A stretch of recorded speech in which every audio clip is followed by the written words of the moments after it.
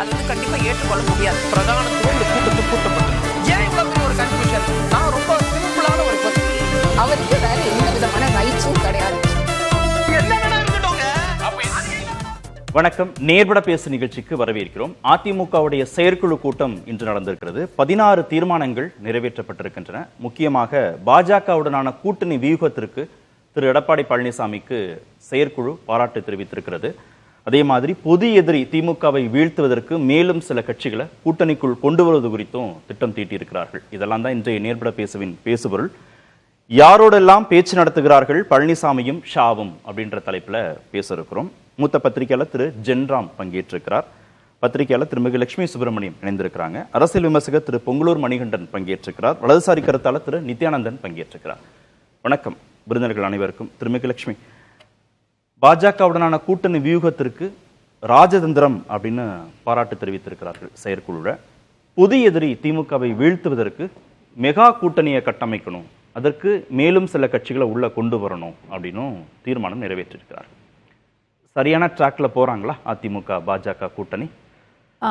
இது எதிர்பார்க்கப்பட்டது தானே. ஒரு கூட்டணி முதல்ல அமைஞ்சிருச்சு, பாஜகவோடு கூட்டணி அப்படின்ற போது அதிமுகவில் அதில் ஒரு அவங்களுக்கு கட்சியில் உள்ளவர்களுக்கும் சரி ஒரு கூட்டணி அமைஞ்சிட்டதுனால கொஞ்சம் வேகமாக வேலையை தொடங்கியிருக்காங்க. நிறைய இடங்களில், எல்லா இடங்கள்லையும் சொல்ல மாட்டேன், நிறைய இடங்களில் தேர்தலுக்கான பணிகள் வந்து தொடங்கிருச்சு. அதிமுக யாரும் இப்படி பாராட்டலையே.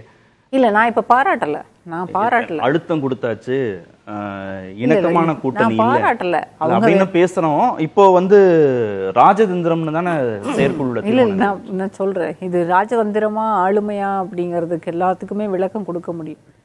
அதாவது இதுக்கு முன்னால 2023 கூட்டணியிலிருந்து வெளியேறிய போதும் செயற்குழுவும் பொதுக்குழுவும் பாராட்டுச்சு. அதுவும் ராஜதந்திரம் தான் அன்னைக்கு நம்ம எல்லாருமே புரிஞ்சுக்கிட்டோம்.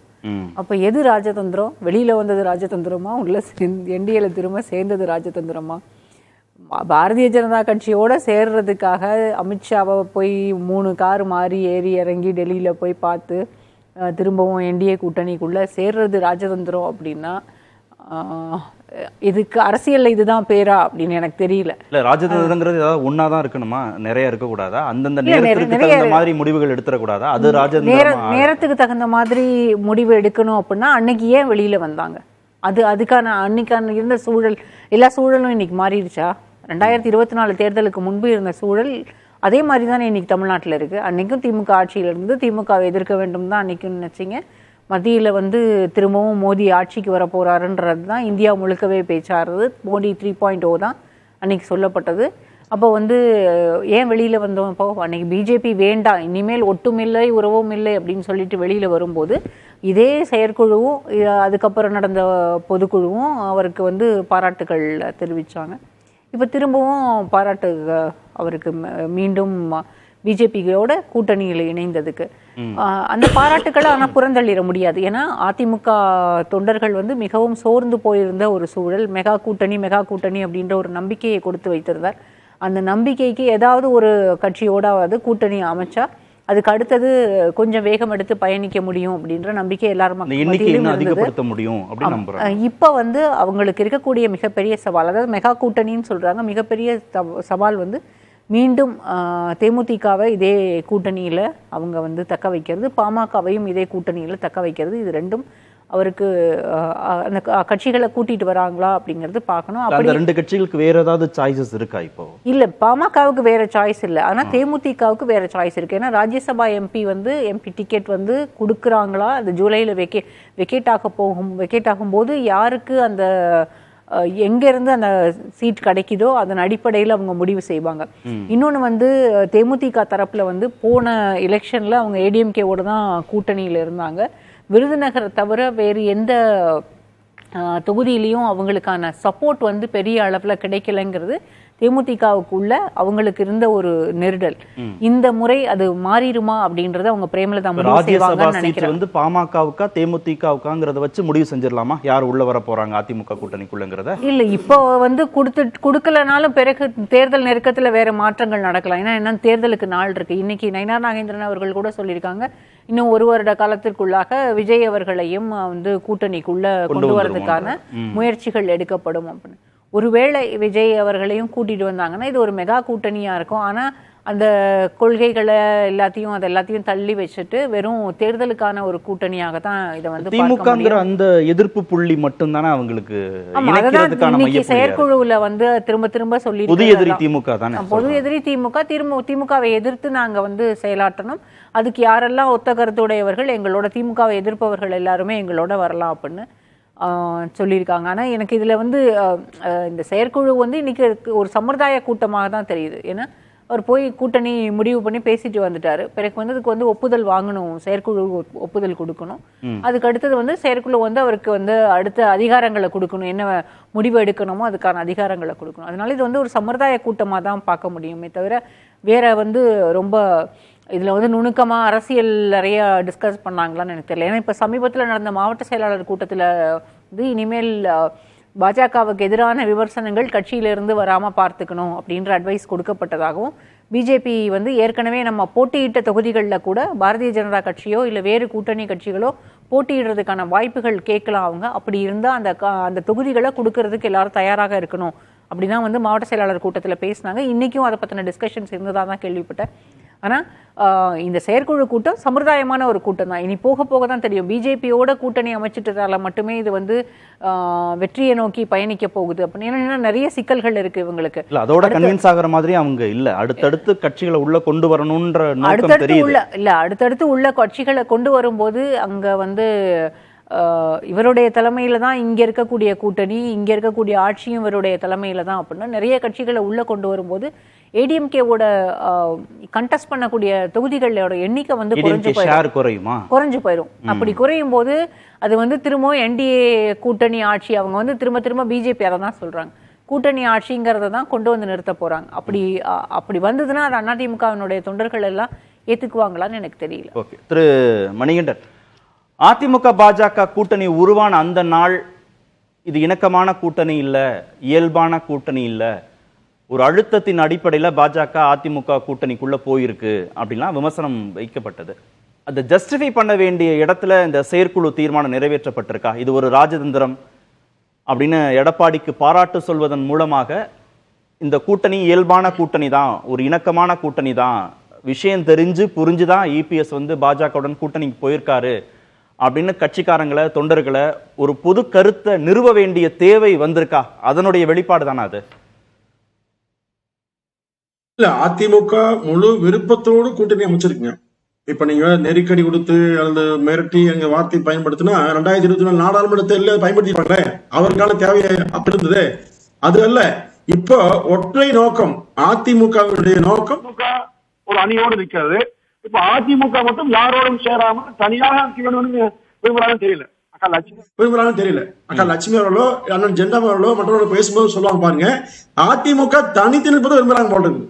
அப்போ திமுகவுடைய எதிர்ப்பு வாக்குகள் சிந்தாமல் சிதறாமல் இருக்க வேண்டும் என்று சொன்னால் ஒரு பெரும் அணி அமைப்பது அவசியம். இப்போ நீங்க ஒவ்வொரு கட்சிக்குமே ஒரே நோக்கம் இருக்க முடியாதுங்க. காங்கிரஸ் கட்சி நோக்கமும் பிஜேபி நோக்கமும் தேசிய அளவில் ஒன்றுதான், அது மாறியே இருக்காது. ஆனா அந்த கட்சியுடைய நீங்க கடந்த காலத்துல பாத்தீங்கன்னா நிறைய மாறுபாடு திமுக இருந்தது. ஆனால் சமரசம் செய்யறது ஏங்க? இன்றைக்கு கூட சமரசம் செய்ய வேண்டிய நோக்கத்தை பேசும்போது அவர்கள் நிற்கிற ஒற்றை புள்ளி மோடி எதிர்ப்பு தான், வேற எதுவுமே கிடையாது.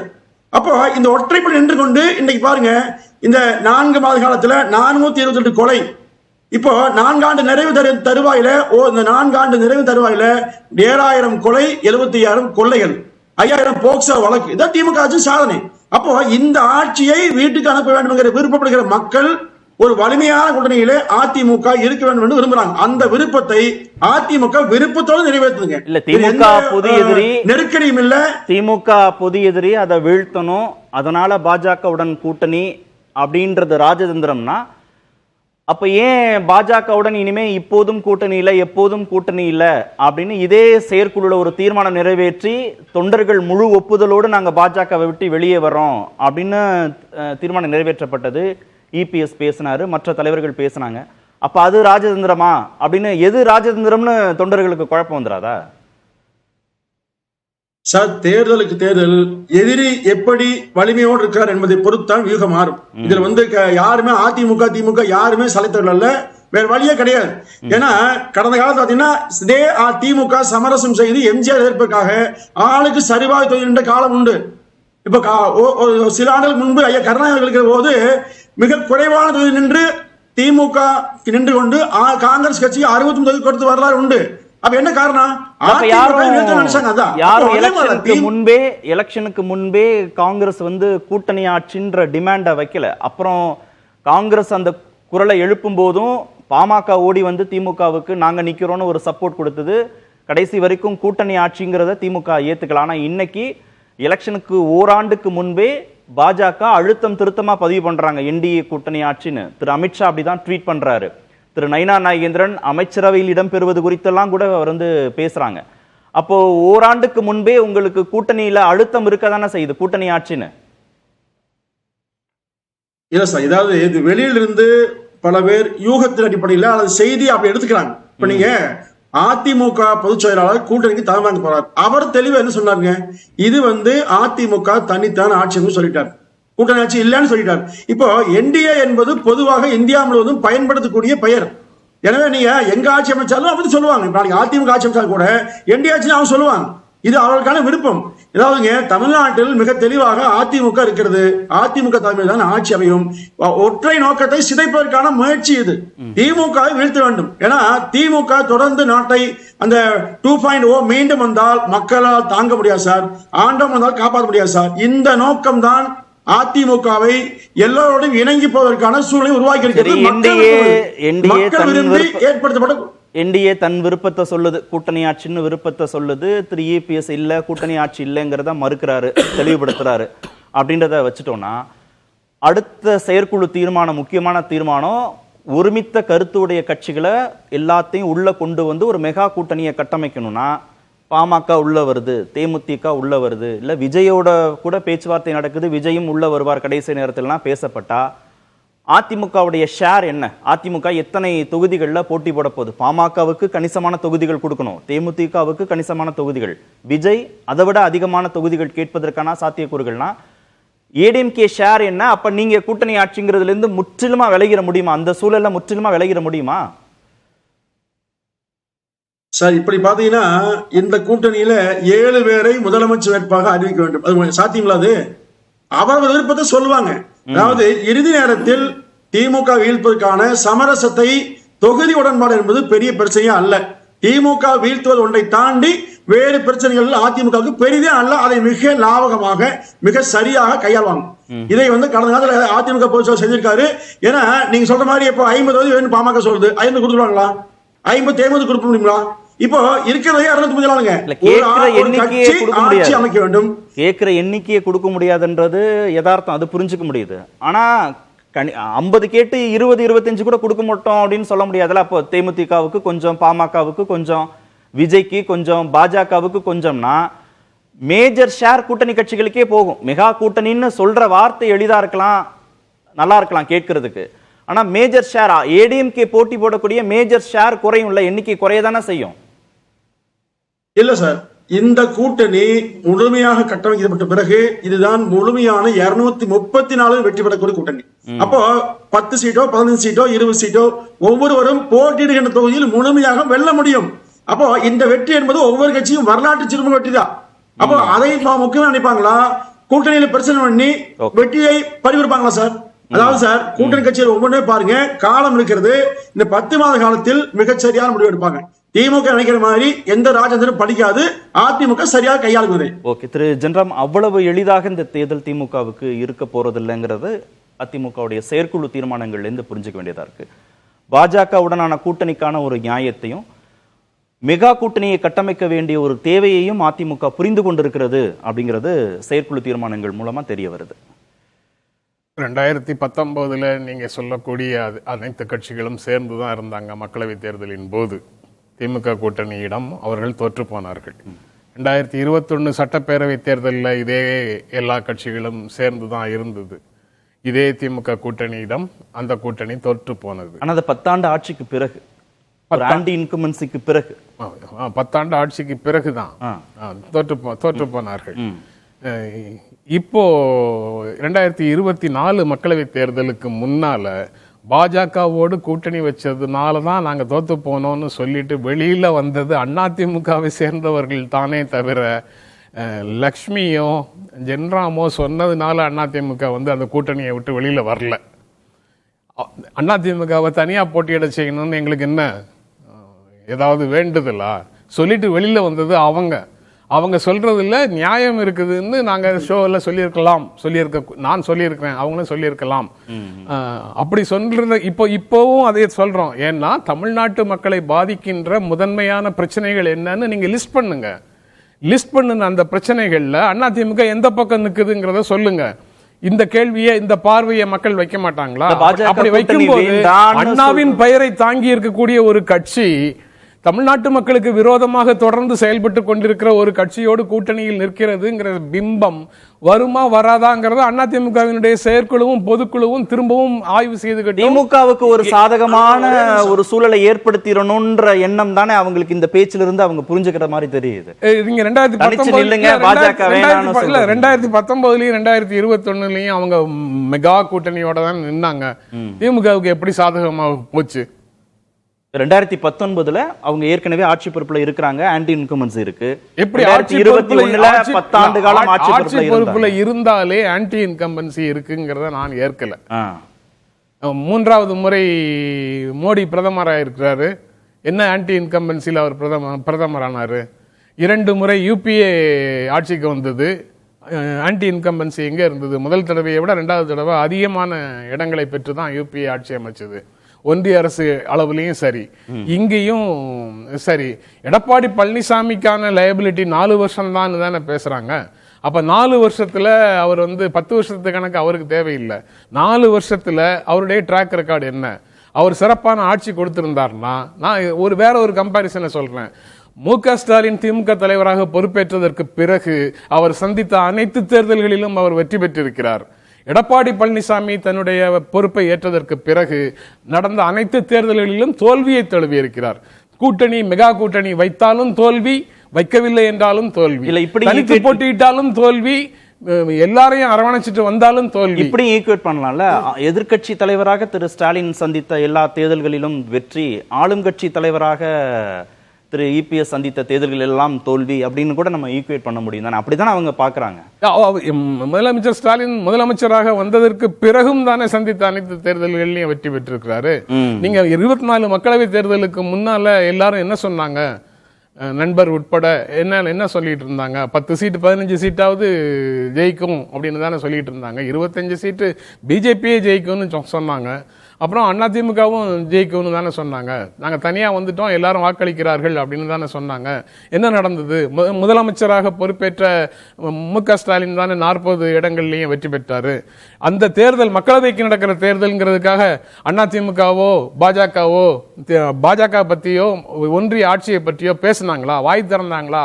ஒரு சொல் பேசினது அவ்வளவும் மு.க. ஸ்டாலினுக்கு எதிராக, பேசினது அவ்வளவும் திமுக ஆட்சிக்கு எதிராக. மக்களவை தேர்தல்ங்கிற புரிதல் கூட கிடையாது.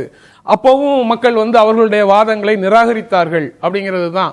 அதனால இப்போ வந்து எத்தனை பேரை கூட்டிட்டு வந்தாலும் சரி, தனியாக வந்தாலும் சரி, அவங்க தனியாக வரணுங்கிறது எங்களை போன்ற தனி நபர்களுக்கு ஒரு நாளும் விருப்பம் இல்லை. அவங்க வலிமையான கூட்டணியோட திமுக கூட்டணியை எதிர்த்து போட்டியிட வேண்டும், பாஜகவுக்கு இடமளிக்க கூடாதுன்னு தான் நாங்க நினைச்சிருப்போமே தவிர, சிங்கிள் அவுட் ஆகி அவர் தனியா வந்து திமுக கிட்ட தோத்து போகணும்னு நாங்க ஒரு காலத்திலயும் நினைச்சது இல்லை. அவங்களால கூட்டணிக்கு கூட்டணி தானே ராஜதந்திரம்ன்றாங்க. அது எதனால வருது? 99ல இனி எந்த காலத்திலையும் பாஜகவோடு கூட்டணி சேர மாட்டேன்னு ஜெயலலிதா தமுமுக மாநாட்டில் பேசிட்டு, அப்புறம் 2004 போய் கடைசி வரைக்கும் யாரையாவது கூட சேர்த்து கொள்ள முடியுமான்னு போராடி பார்த்துட்டு யாருமே வரலன்னு உடனே வேண்டா வெறுப்பாக ஒரு 6 சீட்டை கொடுத்துட்டு அவங்க அங்க கேம்பெயினுக்கும் போகல, 6 சீட்டை கொடுத்துட்டு 34 சீட்ல மட்டும் கண்டெஸ்ட் பண்ணாங்க. அந்த மாதிரியான ஒரு நிலைமை இதுல இருக்கும். ஆனா ஒரு சட்டப்பேரவை தேர்தலாக இருக்கிறதுனால அவங்க வந்து இதுல ஒரு மெகா கூட்டணி, திமுக பொது எதிரி அப்படின்லாம் சொல்லிட்டு இருக்கிறாங்க.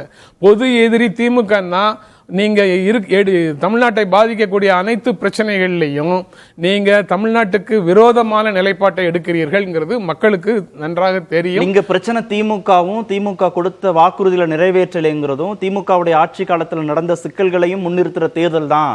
இல்ல பாஜகவுடைய அரசு அவங்களுடைய பிரச்சனைகள்ங்கிறது இங்க வந்து பிரதானம் கிடையாதுன்னு தானே அவங்க சொல்றாங்க. அத திமுக வேணுமா வேண்டாமாங்கிறது தான் இந்த தேர்தல் அப்படின்னு சொல்றாங்க. உண்மைதான். திமுக ஆட்சியின் போது செய்தவை வந்து ஏற்கனவே வந்து மக்களிடத்துல போய் சேர்ந்திருக்குது. நல்ல திட்டங்கள், மக்கள் நல திட்டங்கள் மக்களிடத்துல போய் சேர்ந்திருக்குது. செய்ய முடியாமல் முடக்குவதற்கு ஒன்றிய அரசு செய்த விஷயங்களும் திமுகவால பிரச்சாரம் செய்யப்பட்டு மக்களிடத்துல போய் சேர்ந்திருக்குது.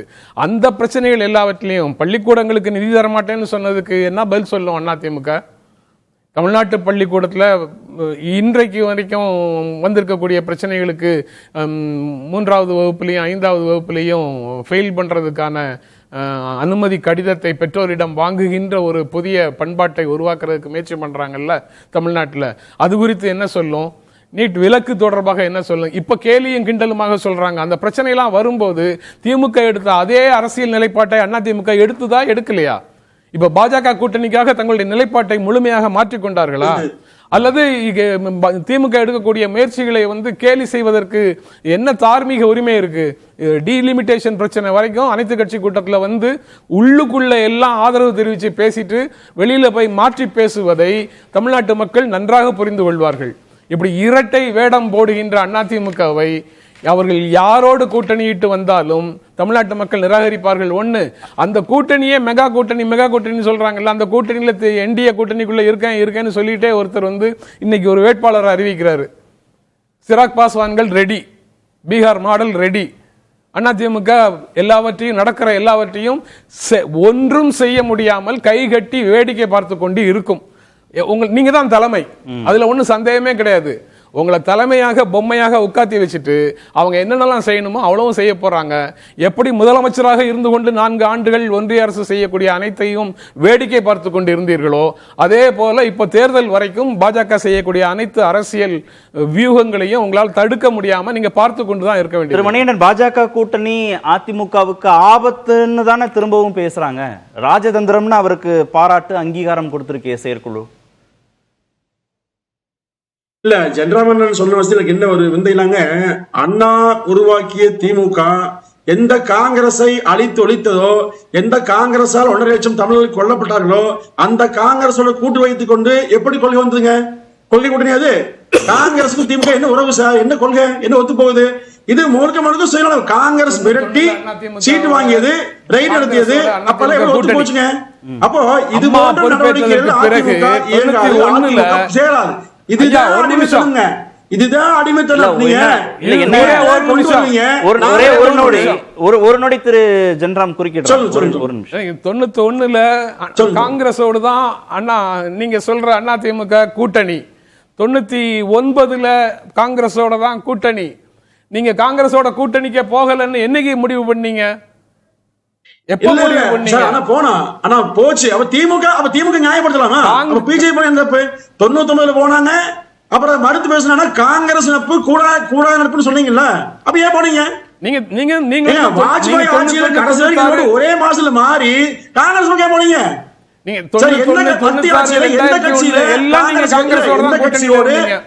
கூட்டு வைக்கல.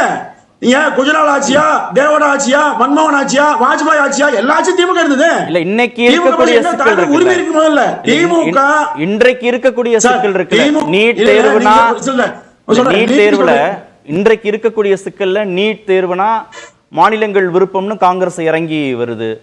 தொகுதி மறுவரையறையினால மாநிலங்கள் பாதிக்கப்படக்கூடாதுங்கிறதுல காங்கிரஸ் வந்து மாநில கட்சிகளின் கோரிக்கைகளுக்கு செவிசாய்க்குது.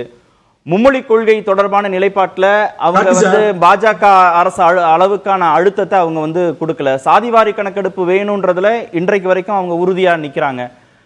ஏற்கனவே காங்கிரஸ் நிலைப்பாடு வேற, இப்ப மாநில கட்சிகளின் நிலைப்பாட்டுக்கு இணக்கமான ஒரு காங்கிரஸுடைய போக்கு வேறையா தானே இருக்கு. இல்ல சரி, காங்கிரஸ் கட்சி ஆண்ட போது சாதிவாரி கணக்கு கொடுத்து 50 ஆண்டுகள், கோவை செல்வன் வந்து 50 ஆண்டுகள் சொன்னார். காங்கிரஸ் கட்சி கேட்டுங்களா? சி.கே. குப்புசாமி கோயம்புத்தூர் எம்பி கோவை சைடு கூட இருந்தாரு, மத்திய அமைச்சரை போய் சந்திச்சு நானும் கூட போயிருந்தேன். வலியுறுத்தினா கண்டுக்கவே இல்லை காங்கிரஸ், கண்டுக்கவே இல்லை. நீங்க இன்றைக்கு வேற வழி காங்கிரஸ் அழிச்சு போச்சு, மாநில கட்சியோட சமரசம் பண்ணுங்க. அப்போ அந்த கட்சி அழிந்த பிறகு பேசுவது எப்படி? இப்ப நீங்க ஒண்ணு இல்ல 18 ஆண்டு காலம் மத்தியில ஆட்சி இடம்பெற்று இருந்தீங்க, இப்ப சொல்லக்கூடிய எல்லா விஷயத்தையும் நீங்க பேசுனீங்களா? இல்ல அது காரியம் பண்ணீங்களா? அப்ப எதுவுமே செய்யலையே. குஜரா கூட இருந்தீங்க, தேவனா கூட இருந்தீங்க, மன்மா கூட இருந்தீங்க. இல்ல திரு ஜென்ராம் கேட்கிற கேள்வி தீர்மானம் நாளோடு ஒத்து போற கேள்வி. நாளொரு மேடை பொழுதொரு நடிப்பு என்ற திரைப்பட பாடல் வரிகளைப் போல திமுக அரசின் மீது மக்களுக்கு இருக்கும் கடும் கோபத்தை மறைக்கவே மொழிக் கொள்கை, கல்விக் கொள்கை, கச்சத்தீவு மீட்பு, தொகுதி மறுவரையறை, மாநில சுயாட்சி என நாடகமாடிக்கொண்டிருக்கும் விடியா திமுக அரசுக்கு கண்டனம்னு ஒரு தீர்மானம் இருக்கு. இதுல எல்லாம் என்ன நிலைப்பாடு? அதே மாதிரி முதல் தீர்மானத்திலேயே அவங்க கேட்டிருக்கீங்க, இரண்டாவது தீர்மானத்துல கேட்டிருக்காங்க நீட் தேர்வு ரத்து என்னாச்சு, கல்வி கடன் ரத்து என்னாச்சு, அப்புறம் கல்வி மானிய பட்டியலுக்கு மாற்றம் என்னாச்சுன்னு ஒரு 10 தீர்மானங்கள்ல மத்திய அரசு சார்ந்து இருக்கே, பாஜகவுடைய நிலைப்பாடு சார்ந்தும் இருக்கே, உங்களுக்கும் அவங்களுக்கும் முரண்பாடு இருக்கே, அதுல என்ன பதில் சொல்ல போறீங்கன்னு கேட்கிறாரு அவர். சார், நீட் தேர்வுல நளினி சிதம்பரம், கார்த்தி சிதம்பரம் என்ன சொன்னாங்க? ரத்து செய்ய முடியாதுன்னு நீதிமன்றத்தில் அவங்களே ஆஜராய் சொன்னாங்க இல்லையா? இப்போ நீதிமன்றத்தின் மூலமாக வந்தது இல்லைங்களா? அதற்கு பிறகு மக்களை ஏன் ஏமாத்தணும்? திரு ஆர் ராசா என்ன சொன்னாரு? இதெல்லாம் தெரிஞ்சு நீட் தேர்வை ரத்து செய்ய முடியாதுன்னு எனக்கு தெரியும், அப்ப எதுக்காக போய் சொன்னாங்க அந்த வார்த்தை சொல்ல விரும்பல. அப்போ இதுவெல்லாம் திமுக செய்யற நாடகம், மக்களை ஏமாற்றுகிற நாடகம் இது. சார், 1974ல மாநில சுயாட்சி தீர்மானம் ஐயா கருணாநிதி போட்டாருங்க. இப்போ 2025லயும் போடுறாங்க. அப்போ நீங்க ஆட்சியலுக்கு போது ஏன் பண்ணல? இப்ப போட்டு என்ன பயன்படுது சார்? யாரு எப்படி நிறைவேற்றீங்க? யாருக்காக பண்றீங்க? காங்கிரஸோடு திமுக கூட்டணி வச்ச போது இந்த கேள்விகள் எல்லாத்தையுமே எதிர்கொண்டது திமுகவுக்கும் பின்னடைவு, காங்கிரசுக்கும் பின்னடைவு இருந்த மாதிரி தானே இப்பவும் பின்னடைவு. நீங்க 7வது தீர்மானத்துல வக்ஃப் சட்டத்திற்கு நாங்க ஆதரவு தெரிவிக்கல, நாங்க மதச்சார்பில்லாத ஒரு மக்கள் இயக்கம்னு தீர்மானம் நிறைவேற்றிருக்கிறீங்க இல்லையா? இப்ப இஸ்லாமிய மக்களுடைய வாக்குகள் இங்க கிடைக்கணும்னா அதுல சிக்கல் வராதா? அந்த நிலைப்பாடுனால சிக்கல் வராதா? பாஜக இல்ல அது சரியான கேள்வி, நீங்க கேட்கறது சரியான கேள்வி. அதிமுக இதை தெளிவா சொல்லிச்சுங்க. அதாவது பிஜேபி அதிமுக இரண்டுக்கும் ஒரே மாதிரி கொள்கை கிடையாது. இந்த தேர்தலில் திமுக வீழ்த்து மட்டும் தான் கொள்கை. எப்படி மோடி வீழ்த்து வேண்டும் ஒன்னா சொன்னீங்களோ அதே மாதிரி திமுக ஒண்ணு சேர்றான். அதாவது பிஜேபி செய்வது எல்லாவற்றையும் அதிமுக ஏற்காது, ஏற்கும் சொல்ல சமரசம் செய்யாது. குறைந்தபட்ச செயல் திட்டத்தின் மூலமாக கூட்டணி பேச்சுவார்த்தை நடக்கும். இதை தெளிவுபடுத்தும் அதிமுக. இது எந்த சமரசம் இல்லை.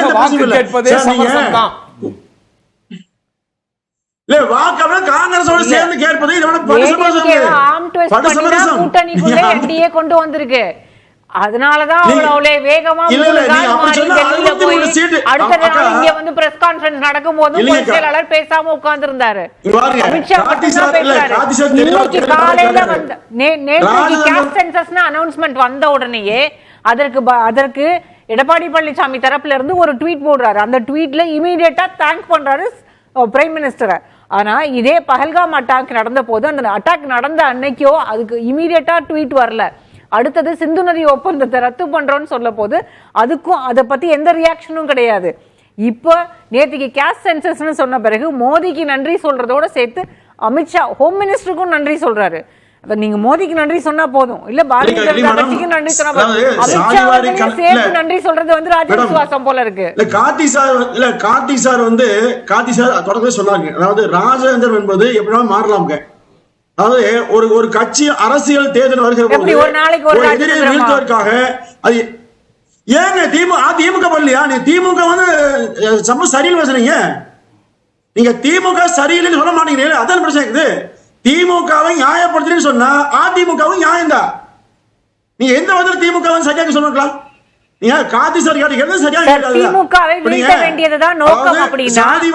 என்னுடைய ஒரே ஒரு கேள்விக்கு பதில் சொல்லுங்க. திமுகவை வீழ்த்த வேண்டியதுதான் நோக்கம் அப்படின்னா 2024 தேர்தல்ல ஒருவேளை பாரதிய ஜனதா கட்சியோடு கூட்டணியில இருந்து நீங்க கண்டெஸ்ட் பண்ணிருந்தீங்கன்னா உங்களுக்கு எம்பிஸ் நம்பர்ஸ் கிடைச்சிருக்கும். நீங்க மத்தியில் ஆட்சியில இருந்து இன்னைக்கு திமுகவை வீழ்த்தி இருக்க முடியும். ஏன் மத்தியில ஆட்சியில உங்களுக்கு பங்கு கிடைக்குங்கிற போது நீங்க ஏன் அந்த கூட்டணியில கண்டெஸ்ட் பண்ணல? அது ராஜதந்திரம் அப்படின்னா இது ராஜதந்திரம்னா எப்படி முடியும்? மேடம் இல்ல அதாவது அன்றைக்கு அதிமுகவின் தலைவர்களை விமர்சனம் பண்ணாங்க. அதை அதிமுக ஏற்கல. அதை தாண்டி வேற சொன்னாங்களா? அப்ப இன்றைக்கு அப்படி இல்ல, திமுக வீழ்த்த வேண்டும் என்று பொதுவான நோக்கத்தில் பிஜேபி இணைந்து வருகிறது, ஏற்றுட்டோம். நீங்க இது பாருங்க, 2026 பாருங்க, நிச்சயமாக அதிமுக வெல்லும். ஓகே, நித்யானந்தன் சார், திமுக எதிர்ப்புன்ற அந்த ஒற்றை புள்ளியில பாஜகவுடனான கூட்டணியை நியாயப்படுத்துறதும் ஒரு மெகா கூட்டணியை கட்டமைக்க முயற்சிக்கிறதும் வெற்றியை கொடுக்குமா? அதிமுக பாஜக அந்த மெகா கூட்டணிக்கு வெற்றியை கொடுக்குமா? நேர்பட பேசு நேயர்களுக்கு என்னுடைய பணிவான வணக்கத்தினை தெரிவித்துக் கொண்டு என்னுடைய கருத்துக்களை முன்வைக்கின்றேன். எடப்பாடி அவர்களுக்கு பாஜகவுடன் சேர்ந்ததுக்கான காரணம் என்ன, ஏன் இப்படி ஒரு மாற்றம் என்று சொல்லக்கூடிய ஒரு இக்கட்டான ஒரு சூழ்நிலை இருந்தது கிடையாது, இல்லை. ஆனால் சொல்லியிருக்காங்களே அப்படி கிடையாது, அப்படி ஒரு தேவையே கிடையாது. ஆனால் அவருடைய கடமையை கருதி நான் இப்படி ஏற்கனவே சொல்லியிருக்கிறேன். ஆனால் இன்றைக்கு எதற்காக ஒன்றுபடுகிறேன் என்பதற்காக அதை சொல்லியிருக்கிறார். அதை நம்ம புரிஞ்சுக்கணும். இதில் நம்ம அது எப்போதுமே இருக்கிற புள்ளி தானே. திமுகவை ஆட்சி பொறுப்புல இருந்து அகற்றணுங்கிறது ஒற்றை புள்ளியில தானே 50 ஆண்டுகள் அதிமுக அரசியல சுழலுது. அதுல வேற ஏதாவது மாற்று கொள்கை இருக்க போதாங்க? எப்படின்னா, ஒரு ஆட்சி நடைபெறுகிறது, எதிர்கட்சி அந்த ஆட்சி கவிழ்க்கப்பட்டு நாம் வர வேண்டும் என்று நினைப்பது என்பது ஜனநாயகத்திலே ஒரு பண்பாக கருதப்படுகிறது. ஆனால் இந்த ஆட்சி அகற்றப்பட வேண்டும் என்று மட்டுமே சொல்லவில்லை. தமிழகம் நெருப்பிலே இருந்து கொண்டிருக்கிறது. எங்கே சென்றாலும் சட்டம் ஒழுங்கு பிரச்சனை, பெண்களுக்கு பாதுகாப்பு கிடையாது. எதை நோக்கி சென்றாலும் கூட இந்த தமிழகத்திலே நலமாக இருக்கிறார்கள் என்றால் கிடையாது. இல்ல, எதுவா இருந்தாலும் திமுக மீண்டும் ஆட்சி பொறுப்புல தொடரக்கூடாதுன்னு தானே 50 வருஷமா ஓட்டு கேக்குது அதிமுக. 2024 அது தெரியல, திமுக எதிர்ப்புல தானே தொடங்குது. ஆமா, அதனால அது ஜனநாயகத்துல கருத்து வேறுபாடு. அதனால அவங்க வீழ்த்தணும்னு நினைச்சாங்க. இது ஜனநாயகத்துல கருத்து மட்டும் இல்ல, ஜனங்களுக்கான தொல்லை, மக்கள் அல்லல் விடுகிறார்கள். இல்ல, இந்த சுய விளக்கம் தேவையா? நாங்க ராஜதந்திரம் சரியான முடிவு எடுத்துட்டீங்க, பாராட்டு தெரிவிக்க வேண்டிய, செயற்குழுல பாராட்டு தெரிவிக்க வேண்டிய அளவுக்கான முக்கியத்துவம் எல்லா கட்சியுமே அப்படித்தானேங்க. தமிழ்நாட்டில் இவங்க எந்த அளவுக்கு ஆட்சியில செயல்படுவது மக்களிடம் போய் சேர்க்கிறதோ இல்லையோ எனக்கு தெரியாது, உங்களுக்கு தெரியும். ஆனால் இது திராவிட மாடல் என்று சொல்கிறார்கள். மற்ற 3 மாநிலங்களிலே இதை சீந்துவார் இருக்கிறார்களா? இந்த மாடலை எப்படி திராவிடமாகும்? அதனால ஏதாவது ஒன்று பேசி நம்ம ஒரு சொல்ல வச்சுட்டு நாம பேச முடியாது. அது திராவிட முன்னேற்ற கழகம், அதனால திராவிட மாடல் சொல்றாங்க, அவ்வளவுதான். அப்படிதான் அதை ஒரு லைட்டராக எடுத்துக்கணும். நம்ம அதுக்கு மேலே பெருசாக நம்ம அதை பற்றி ஆழமாக போகக்கூடாது. அண்ணா திராவிட முன்னேற்ற கழகம் கடந்த முறை தனியாக நின்றது. அமித்ஷாவுக்கு மட்டும், மோடிக்கு மட்டுமில்ல அமித்ஷாவுக்கும் நன்றி சொல்லுகிறது. எல்லாம் இங்கே ரொம்ப ஆதங்கப்பட்டாங்க. ஒரு கட்சியினுடைய தலைவர் யாருக்கு நன்றி சொல்ல வேண்டும், யாருக்கு வாழ்த்து சொல்ல வேண்டும், இதெல்லாம் அந்த கட்சி தலைவர்களுக்கான ஒரு பொறுப்பு. அது நாம நீ இவனுக்கு ஏன் சொல்ல, அவனுக்கு ஏன் சொல்ல, ஏன் பண்ணல, ஒரு செய்தியில ஒரு நிலைப்பாடு, இன்னொரு செய்தியில வேறொரு நிலைப்பாடுன்னு ஒரு தலைவர் எடுக்கும்போது நிலைப்பாடை மாற்றும் போது கேட்க தானே செய்வாங்க. இல்லை, நான் மதம் பேசக்கூடாது. ஆனால் ஒரு இந்து பண்டிகை கூட வாழ்த்து சொல்லாத மத சார்பற்ற முதல்வர் இருக்கிறார். அப்போ ஒரு மதத்துக்கு ஒரு அளவுகோல் வச்சிருக்கிறதா? விளக்கமும் சொல்றாங்க ஒவ்வொரு முறையும். ஏன் வாழ்த்து சொல்றதில்லைன்றது நிலைப்பாடு குறித்து விளக்கமும் சொல்றாங்க. அந்த விளக்கத்துல பொய், முழு பொய். அந்த விளக்கம் ஏற்றுக்கொள்ளக்கூடிய விளக்கமே கிடையாது. நான் யாரையும் புண்படுத்த விரும்பல, முழு பொய்யான விளக்கம். அதெல்லாம் என்னோட தனியா உட்காந்து பேச சொல்லுங்க, இல்ல தனியா டிபேட் பண்ண சொல்லுங்க. அவங்க சொல்ற மூட நம்பிக்கைங்கிறது எங்கெங்க இருக்குங்கிறத நானும் சொல்றேன். அப்ப அதை ஏத்துக்குவாங்களா அவங்க? எப்படி? அது எதுக்காக சொல்றேன்னா, ஒரு தலைவர் எந்த மதத்துக்கு வாழ்த்து சொல்லணும்னு நினைக்கிறாரோ அவர் சொல்லிட்டு போட்டோம். சில பேர் கேட்க தான் செய்வாங்க, அதை பற்றி அவர் பொருட்படுத்தலை, வேண்டாம், பொருட்படுத்த வேண்டாம். இப்போ இந்த நம்முடைய தலைப்புக்கு வருவோம். மோடி அவர்கள் யாரெல்லாம் மோடி அவர்களை ஏற்றுக்கொள்கிறார்களோ அவர்களெல்லாம் தேசிய ஜனநாயக கூட்டணியிலே ஆதரித்து வர வேண்டும் என்று 3 முறை தேர்தலில் நின்றிருக்கிறார்கள். 3 முறையுமே இந்த கட்சிக்கு வந்தவர்கள் மோடி அவர்களை பிரதமராக ஏற்றுக்கொண்டுதான் வந்திருக்கிறார்கள், தேசிய ஜனநாயக கூட்டணியிலே வந்திருக்கிறார்கள். 2 முறை தனிப்பெரும்பான்மை பெற்ற மோடியாக இருந்தாலும் கூட அவர் தேசிய ஜனநாயக கூட்டணி கட்சிகளுக்கு நாற்காலிகளை கொடுத்தார்கள், அமைச்சரவை கொடுத்தார்கள். அதுதான் தேசிய ஜனநாயக கூட்டணி. கலைஞர் அவர்கள் உயிரோடு இருக்கின்ற பொழுது ஐக்கிய முற்போக்கு கூட்டணி என்றுதான் தமிழக ஆட்சியையும் சொல்லுவார்கள். திமுக கூட்டணி என்று சொன்னது கிடையாது, ஐக்கிய முற்போக்கு கூட்டணி என்று சொல்லுகிறார். அப்போ இங்கே எடப்பாடி அவர்கள் முதலமைச்சரானாலும் கூட இது தேசிய ஜனநாயக கூட்டணி என்பதில் மட்டும் உங்களுக்கு ஏன் கசக்குது? ஓகே தானே அனுபவிச்சது தானே. மணிகண்டன் சார் ஏன் சார் கசக்குது? கரெக்ட் தானே சார் அவர் சொல்றது? இல்ல அவர் ஒண்ணும் கசக்கல, உங்களுக்கு தான் இது தவறு இல்லைங்க. தவறு இல்ல. இல்ல நான் அவர் அது தவறு இல்ல. இல்ல சார் இல்ல இல்ல தலைமையில் நான் ஒரே ஒரு நிமிஷம் மடை மாற்றம் பண்ணாதீங்க. இல்ல இல்ல ஒரு நிமிஷம் இல்ல இல்ல நீங்க ரெண்டு பேருக்குள்ள பிரச்சனை ஏற்படுத்தாதீங்க. இல்ல இல்ல இல்ல இல்ல நீங்க ஒற்றுமையாவே இருங்க. அவர் அதிமுக கண்டிப்பாக தனியாக ஆட்சி அமைக்கும், ஆனால் அது தேசிய முற்போக்கு கூட்டணி என்று சொல்லலாம் என்று சொன்னாரு. இல்ல இல்ல நீங்க தீர்மானமே அப்படி சொல்லலையே சார். தீர்மானம் நான் என்ன சொல்றேன், அதிமுக செயற்குழு தீர்மானம் அப்படி சொல்லலையே சார். மணிகண்டன் சார் ஆட்சிக்கு வரணும்னா அமித்ஷா தீர்மானத்தை நானே படிச்சேங்க. தீர்மானம் அப்படி சொல்லுதா? தேசிய ஜனநாயக கூட்டணின்னு சொல்லுதா? கூட்டணி என்பது பொதுவா சார் ஒண்ணும் இல்ல. 40 தொகுதியிலும் திமுக வென்ற பிறகு இந்தியா கூட்டணி தான் எல்லா ஊர்லயும் போட்டாங்க. அதே மாதிரிதான் தேசிய ஜனநாயக கூட்டணி என்பது மொத்த கட்சிக்கு உள்ள பெயர். ஆனா அதிமுக தலைமையில கூட்டணி தனித்து ஆட்சி பிரச்சனை இல்ல, எந்த பிரச்சனையும் இல்ல. இல்ல தேசிய ஜனநாயக கூட்டணியா அதிமுக தலைமையிலான கூட்டணியா? அதிமுக தலைமையிலான தேசிய ஜனநாயக கூட்டணி தான். இல்ல தேசிய ஜனநாயக கூட்டணி அதிமுக தலைமையில் இருக்கிறது. அவ்வளவுதான். அதிமுக மட்டுமே கூட அதிமுக தலைமையிலான தேசிய ஜனநாயக கூட்டணி அதிமுக உறுப்பினர்கள் மட்டுமே கூட அது உண்மைதானே? அதான் சரி. புரியுதுங்களா? நான் இரட்டை வேடம் போடுகிறார்கள் அதிமுக நீங்க சொல்றீங்க, அதை ஏற்றுக்கொள்ளவே முடியாத குற்றச்சாட்டு. கச்சத்தீவை கொடுக்கின்ற பொழுது கேட்கின்ற நிலையில இருந்தவர் கருணாநிதி அவர்கள். அதற்கு பின்னால் 20 ஆண்டுகள் 17 ஆண்டுகள் நடுவண் ஆட்சியிலே இருந்தவர்கள் அந்த கட்சி. ஒரு முறை கூட கச்சத்தீவை மீட்பதை பற்றி சொல்லவில்லை. ஆனால் ஜெயலலிதா அம்மையார் சட்டமன்றத்திலேயே கச்சத்தீவை பற்றி சொல்லி உங்களுக்கு என்ன தகுதி இருக்கிறது பேசுவதற்கு என்று கூட கேட்டதை நாம் கேட்டோம். வழக்கு போட்டவர் என்று சொன்னால் ஜனநாயக கிருஷ்ணமூர்த்தி தான் முதல்ல தமிழ்நாட்டில் வழக்கு போட்டது. பாராளுமன்றத்தில் பேசியது யாருன்னு கேட்டா வாஜ்பாய் அவர்கள் தான் முதல்ல பேசியது. இந்த தேர்தலில் இதெல்லாம் தான் வெற்றியை தீர்மானிக்கக்கூடிய பேசப்பட்ட பொருளுக்காக சொல்றேன். இப்படிப்பட்ட ஒரு விஷயத்துல திராவிட முன்னேற்ற கழகம் குற்றவாளி கூண்டிலே இருந்து கொண்டு மற்றவர்களை குற்றவாளி என்று சொல்வது என்ன நியாயம்? கச்சத்தீவில் இவர்கள் என்ன செய்தார்கள் அது வேணும்ல. இப்ப திடீர்னு கச்சத்தீவுன்னு கேட்க நீட்டு அந்த ரகசியம் எங்களுக்கு தெரியும், ஒற்றை கையெழுத்து போதும் சொன்னாங்களா இல்லையா? 1 கோடி கையெழுத்து போட்டு கூட உங்க ரகசியம் வெளியே வரலையாப்பா? என்ன அர்த்தம்?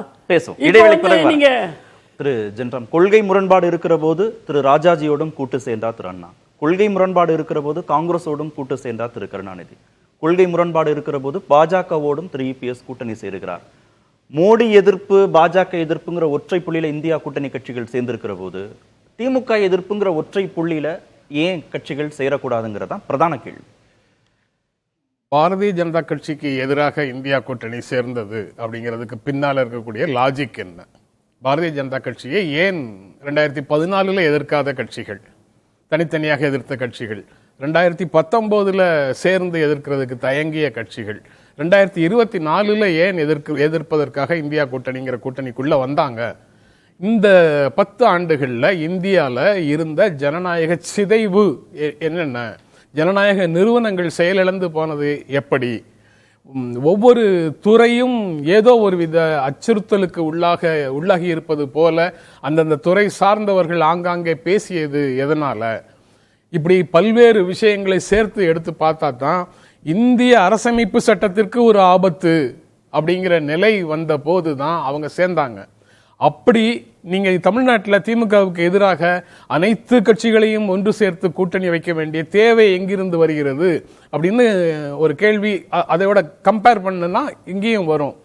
இங்க வரக்கூடியது எல்லாமே தனி மனித குற்றச் செயல்களை சட்டம் ஒழுங்கு கெட்டு போனதாக சொல்றதும், பெண்களுக்கு பாதுகாப்பு இல்லை அப்படின்னு, அதாவது ஒர்க் ஃபோர்ஸ்ல 40% ஆல் இண்டியா இதில் 40% ஒர்க் ஃபோர்ஸ் தமிழ்நாட்டில் இருக்கக்கூடியது அப்படின்னு இருக்கக்கூடிய உண்மைகளை மறைப்பதும், பல்வேறு விதங்கள்ல விமன் எம்பவர்மெண்ட்டுக்காக அந்த இந்த கவர்மெண்ட் செய்திருக்கக்கூடிய அனைத்து திட்டங்களையும் இடது புறங்கையால தள்ளிட்டு வேறு விதமாக பேசுவதும் ஒரு ப்ரொபகண்டா ஸ்டைல் கோயபல்ஸோட ப்ரொபகண்டா ஸ்டைல். சட்டமன்ற தேர்தலில் திமுக எதிர்ப்பு சொல்றேன், அந்த ப்ரொபகண்டா ஸ்டைல்ல அவங்க மீண்டும் மீண்டும் பெண்களுக்கு பாதுகாப்பு இல்லை, ஊழல் அமைச்சர்களுக்கு அடுத்த 10 மாதங்களும் பயங்கரமான நெருக்கடிகள் வரப்போகுது,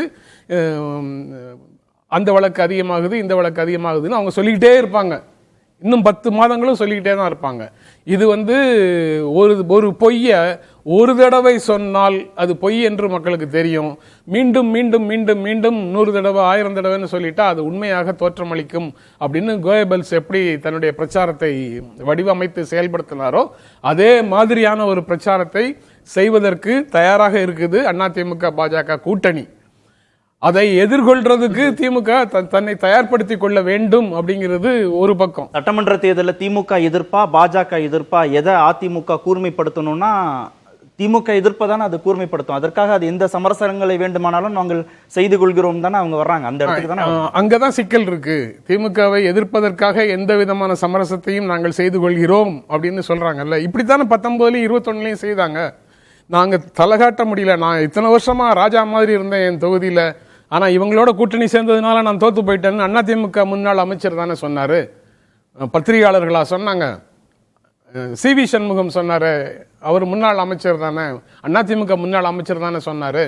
ஏதோ வெளியில இருக்கக்கூடிய பத்திரிகையாளர்களும் அரசியல் விமர்சகர்களும் சதி திட்டம் தீட்டி பாஜகவிடம் இருந்து அதிமுகவை பிரிச்சுட்டாங்க அப்படிங்கிற மாதிரியும் மீண்டும் சேர விடாமல் அவர்களை தடுக்க முயற்சி செய்துட்டு இருக்கிறாங்க அப்படின்னு சொல்றது ஜமுக்காலத்துல வடிகட்டின பொய் இல்லையா? திருமிகு லட்சுமி, அரித்மெட்டிக்கா அந்த கூட்டணி பாமக உள்ள வரும்போதோ தேமுதிக உள்ள வரும்போதோ இல்ல கடைசி நேரத்தில் விஜயை கொண்டு வருவதற்கான முயற்சிகள் கைகூடும் போதோ அரித்மெட்டிக்கா அந்த கூட்டணி திமுக கூட்டணிக்கான எதிர்நிலையில இருக்கிற போது அது பலமான கூட்டணி அரித்மெட்டிக்கா வலுவான கூட்டணியா இருக்குங்கிறதுல மாற்று கருத்து இருக்க முடியாது. ஆனா இதுல இன்னும் தமிழ்நாட்டில் இருக்க அந்த ஆன்டி பிஜேபி சென்டிமெண்ட்லாம் பெரிய அளவுல ஒன்றும் மாறிடல. போன தேர்தலில் 18% வாக்குகளை என்டிஏ கூட்டணி வாங்குச்சு. அதனால அந்த வாக்குகள் எல்லாமே இப்போ ஒன்னா சேரும்போது அரித்மெட்டிக்கா அது எங்களுக்கு பெரிய பலனை கொடுக்கும் அப்படின்னு ஒரு பேச்சு இருக்கு. ஆனா அந்த 18% அண்ணாமலை போற இடங்கள்ல எல்லாம் திமுக எதிர்ப்பு எவ்வளவு தூரம் பேசினாரோ அதே அளவு எடப்பாடி பழனிசாமியும் எதிர்த்து பேசினார். இப்போ anti Edappadi votes, anti ADMK votes இருக்காது அதுல. அந்த 18% அதுவும் அடக்கம் தானே. அப்போ இந்த முறை நீங்க அந்த அரித்மெட்டிக்ல அப்படிதான் பிஜேபி கூட்டணி வாங்கின 18%, அதிமுக கூட்டணி வாங்கின 20%, அதிமுக வாங்கின 20%, அதுல நீங்க எஸ்டிபிஐ ஓட்ஸை மைனஸ் பண்ணிடணும். அப்படி பார்த்தா 20% 18 சேர்ந்தா உங்களுக்கு 38 தானே வருது. திமுக கூட்டணி 47% இருக்கு. இன்னும் கட்சிகள் வரப்போறாங்க தானே. இல்ல இன்னும் கட்சிகள் வந்தாலும் தேமுதிக ஏற்கனவே 2024 தேர்தலில் இவங்க கூட்டணியில தான் இருந்தாங்க. பாமகவை நீங்க உள்ள சேர்த்துக்கிறீங்க, பரவாயில்ல. இதே அரித்மெட்டிக் தான் உங்களுக்கு 2021 தேர்தலையும் ஆன்டி இன்கம்பன்சிலாம் சொல்லிடாதீங்க. ஆன்டி இன்கம்பன்சி அவங்களுக்கு 10 ஆண்டு கால ஆட்சி, அதுவும் ஜெயலலிதாவின் மறைவுக்கு பிறகு நடந்த தேர்தல் அப்படின்றதெல்லாம் இருந்தது. இருந்தாலும் இந்த இப்போ இவங்களுக்கும் ஆன்டி இன்கம்பன்சி இருக்குன்னா ஆன்டி பிஜேபி ஓட்ஸ் எங்க போகும்? அப்போ ரெண்டாவது அவங்க அவர் பேசும்போது போற போக்குல இந்த தமிழ்நாட்டில் சட்டம் ஒழுங்கு சரியில்லை, 75,000 கொலைகளை ஏதோ நம்பர் சொன்னாரு. இப்படி இவ்வளவு நம்பர் எல்லாம் சொல்லக்கூடாது. 7,000 கொலைகள், 7,000 கொலைகள், 7,000 கொலைகளுக்கு 75,000 கொலைகள். நான் ரெக்கார்ட் தரேங்க. 75,000 கொலைகளுக்கு எங்க இருக்கு ரெக்கார்டு? என்ன சார் நம்ம எல்லாம் தமிழ்நாட்டுல நல்லா இருக்கும். எந்த டேட்டாவை சொல்றீங்க? கற்பனையில சொல்றீங்களா, டேட்டாவோட சொல்றீங்களா? இது இங்க பாருங்க, போலீஸ் கொடுத்த ரிப்போர்ட்டுங்க. இங்க பாருங்க, இது 6 மாசம் கொடுத்தது 6,000 கொலை. நான் தரேன். 4 மாசம் தமிழ்நாடு டிஜிபி கொடுத்த ரிப்போர்ட் நான் தரேன். இல்லனா என்சிஆர்பி டேட்டா நான் தரேன். பட்டியல் நான் தரேங்க. பட்டியல் நான் தரேன். பட்டியல் தமிழ்நாடு தான் இருக்கிறதுலயே சேஃபஸ்ட் ஸ்டேட்னு சொல்லி என்சிஆர்பி டேட்டா சொல்லி இருக்கு. நம்ம இங்க தான் தமிழ்நாட்டுல தான் சேஃபா இருக்கும். இங்க தான் சட்டம் ஒழுங்கு நல்லா இருக்கு. சதுரத்தை வட்டம்னு சொல்ல ஆரம்பிக்கிறீங்க. அந்த சேப்ல எங்க ஊர்ல அதாவது எப்போது திமுக ஆட்சிக்கு வந்தாலும் தமிழ்நாட்டுல சட்டம் ஒழுங்கு நல்லா இல்லைங்கிற இந்த கருத்துருவாக்கத்தை தொடர்ந்து அதிமுக முன்னால வைக்கும். அதையே தான் அதிமுகவோட கூட்டணியில் இருக்க கட்சிகளும் செய்யறது. தமிழ்நாடு சேஃபா தான் இருக்கு, தமிழ்நாட்டுல சேஃப்டி இல்லைன்னு சொல்றதெல்லாம் அபத்தம். இது என்சிஆர்பி டேட்டாவே தமிழ்நாடு தான் சேஃபஸ்ட் ஸ்டேட்னு சொல்லுது. இத நீங்க திரும்ப அந்த டேட்டாவை இப்ப நீங்க ப்ரூவ் பண்ணுங்க. எப்படி மேடம் சொல்றீங்க?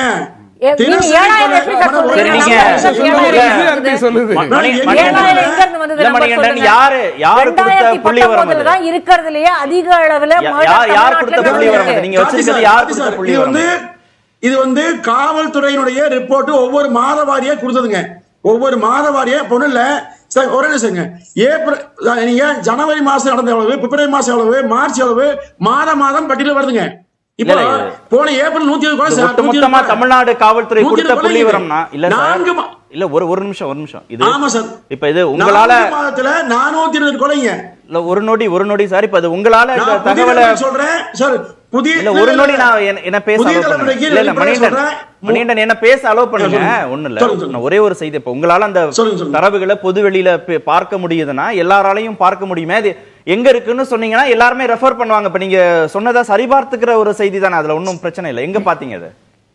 நீங்க ஒண்ணு இல்ல சார், இந்த 428 பட்டியலா தர்றேன். அந்த மாதிரி ஒவ்வொரு மாதமாக நீங்க பத்திரிக்கை வந்து செய்தியே பாருங்க, போலீஸ்க்கே போக வேண்டாம், பத்திரிக்கை செய்தி எடுத்தே பாருங்க. உங்க ஊடகத்தை வந்தது டேட்டா கொடுங்க சார், என்சிஆர்பி டேட்டா கொடுங்க சார். நீங்க என்சிஆர்பி டேட்டா தான் sir final. Tamil Nadu police data தான் ஃபைனல். இல்ல தமிழ்நாடு காவல்துறை அவங்க இணையதளத்துல போட்டிருக்கணும். இல்லனா என்சிஆர்பி மாதிரியே ஸ்டேட்லயும் ஏஜென்சி இருக்கு, அவங்க வெளியிட்டு இருந்திருக்கணும். நீங்க என்ன எண்ணிக்கை அதிகமா சொல்றீங்கங்கிறதுனால அவங்க தரவுகள் கேக்குறாங்க, எங்க இருக்கீங்க. சரி, நீங்க அவங்க அனுப்புங்க. இல்ல கார்த்தி சார், இடைவேளைக்கு போகணும். இல்ல நான் இடைவேளைக்கு போயிட்டு வரேன், நீங்க தரவுகள் இருந்தா சொல்லுங்க. ஒரே செய்தி முடிச்சிடுறேன். ஒரே செய்தி. ஜனவரி மாசம் 98, பிப்ரவரி மாதம் 90, மார்ச் 120, ஏப்ரல் 120, மொத்தம் 428. இந்த 4 மாசத்துல நீங்க கணக்கு பாருங்க. இது வந்து தொலைக்காட்சி வந்தது, பத்திரிகை வந்து, போலீஸ் கொடுத்த செய்தி பத்திரிகை வந்து சார். சரி சார். போலீஸ் கொடுத்த செய்தி ஒவ்வொரு மாசம். அதுதான் சார் காவல்துறை கொடுத்ததை எங்க சரி பார்க்கணும்னு கேக்குறாங்க. சரி கொடுங்க, நீங்க இருந்தா கொடுங்க, தகவல் கொடுங்க. அப்ப உங்க தொலைக்காட்சி வந்து பொய்யா, பத்திரிகை வருது பொய்யா? நீங்க சொல்லுங்க. உங்க தொலைக்காட்சி வந்து நானே பாக்குறேன், நானே எடுத்து வச்சுக்கிறேன், பொய்யா? சார் எங்களுக்கு வேலையே சார், ஒவ்வொரு நாளும் தொலைக்காட்சி வரும்போது செய்தி பதிவு வைக்கிறோம். இதுதான் வேலையே. இதை பார்க்கிற போது ஒட்டுமொத்த கொலை எவ்வளவு? அன்புமணி ராமதாஸ் ஒரு 6 மாசம் புள்ளிவிவரம் கொடுத்தாருங்க. இது வந்து மறைக்கிறார். உண்மையே தமிழ்நாடு மிக மோசமா இருக்குது. இந்த ஆட்சி அகற்றுவதற்கு ஒரே காரணம் போகுங்க. நித்யானந்தம், திமுக பொது எதிரின்னு சொல்லி கூட்டணி சேர்ந்திருக்கிறோம்னு சொல்றாங்க. பாஜகவுக்கு எதிரான மனநிலை இன்னும் இருக்கிற போது அது கூட்டணியையும் சேர்ந்து தானே பாதிக்கும் அப்படின்னு திருமிகு லட்சுமி கேட்டாங்க. அவங்களோட சொந்த கருத்து. பாஜகவுக்கு எதிரான மனநிலையா இல்லையான்னு கடந்த தேர்தலில் அண்ணாமலை அவர்கள் தலைவராக இருந்து நிரூபிச்சு காமிச்சார். ஆமா, அப்ப அதிமுகவையும் சேர்த்தே விமர்சனம் பண்ணாரு. அதனால அவ்வளவு சதவீதம் ரவிக்கை கட்டிய முசோலினி, சேலை கட்டிய ஹிட்லரு, கூடா நட்பு கேடாய் முடியும், இதெல்லாம் விமர்சனம் தானேங்க. அந்த அளவுக்கு விமர்சனம் அனுபவம் உள்ள எந்த அரசியல்வாதியும் சொன்னது கிடையாது. இவர் என்ன சொன்னாரு? எடப்பாடி மைனாரிட்டிகள் ஓட்டு பாஜகவுடன் இருந்தால் எனக்கு கிடைக்கவில்லை என்ற ஒரு ஆதங்கத்தை வெளிப்படுத்தி தான் வெளியேறினார். அப்போ மைனாரிட்டி ஓட்டு கிடைக்காதுன்னு வெளியேறி பிறகு மைனாரிட்டி ஓட்டு கிடைத்ததா என்றால் இல்லை. அந்த அனுபவத்தின் பேரில் அந்த மைனாரிட்டி ஓட்டை மட்டுமே நம்பி இருக்க முடியாது. அதனால் நாம் வந்து ஒரு கணக்கு தவறுகள் இருக்கலாம். நாம் ஏன் இஸ்லாமியர்களுடைய நம்பிக்கையை பெற முடியாது என்ற நம்பிக்கை ஏற்பட்டிருக்கலாம். அதனால கூட்டு இருந்திருக்கலாம். கடந்த சுற்றிலேயே நான் சொல்ல வந்தது பாதியில அதிமுக முடிவுக்கு வந்ததாக செயற்குழு தீர்மானம் சொல்லல. அவங்களுக்கு நம்பிக்கை இருக்கு. நம்மளால திடீர்னு பாஜகவோட எப்படி இங்க கூட்டு சேர முடியும்? அவ்வளவு அழுத்தமா எப்போதுமே கிடையாதுங்கிறவரு. அதோட அர்த்தம் அதுதானே. எல்லாத்தையும் வெளிப்படையா சொல்ல முடியாது. நான் கடந்த சுற்றுல சொல்லும் போது பாதியிலேயே நீங்க வந்து நிறுத்திட்டீங்க.